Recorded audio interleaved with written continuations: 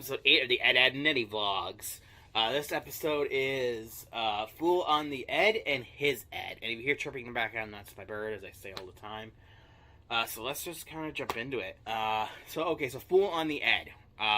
So this episode started out with Eddy going to Ed's house, and Ed tries to prank him. He has like a glue ball, it's like hooked up to a rope, it's had the whole like system, but Eddy doesn't fall for it and ends up pranking Ed with it instead. Again, I'm having this problem with my shit falling. And then he goes to Double D's house, and Double D tries the same sort of thing, but with a phone that Eddy's supposed to pick up and is supposed to prank him somehow, I guess. But Eddy also doesn't fall for that and ends up pranking Ed by he pranks Double D by making Double D go on like rollerblades. It goes off a ramp, sends him into a thing of water, then he goes out of the water into a thing of flour, and he goes flying in the air and into some bubble gum or something like that, I think. And then, I don't remember how, because I kind of faded out at this point, but it turns out there is a prank master pranking everybody in the cul-de-sac. And he ends up pranking everybody, and then Eddy, and Double D realize they're the last ones left, so they band together, they put on like pot pin pan sort of hats, and then have like weapons in their hands and trying to protect themselves, and they think the way they're going to get pranked is there's a giant jawbreaker that's left for them. Jawbreakers, again, are a big part of this show. I'm going to actually be talking about them more in the second part of this.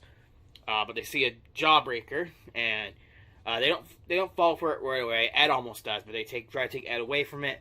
And then they see Sarah and Jimmy come up and eat the jawbreaker and realize nothing happened. But they were pranked immediately after that, and then it turns out that everybody would plan this against them. They all pretended they were everyone in the cul-de-sac pretended they were pranked, all to get the boys. And it was a pretty good episode. Again, I was kind of fading out a little bit, so I don't remember everything, but it was decent. It wasn't as good as the last episode, but I still thought it was a decent episode overall. Now let's get into his Ed. So basically, his Ed. Okay, sorry, it's not called his Ed. I just realized that it's called A Boy in His Ed. And so essentially, what this episode revolves around for the most part is that the boys, they built like this moat that sort of divides, I guess, one half in one area and the other half in one area, and they try to charge everybody to go over like their little drawbridge, but they use a door as a drawbridge. And then Kevin comes by, and he has a box, and he says he's going to give something to the boys, but because they try to charge him for a remote, he tells them to fuck off, basically, and he goes away. And then they find out, and they think, he's bullshitting them, but they find out that Kevin's actually is giving everybody in the cul-de-sac something, and as jawbreakers.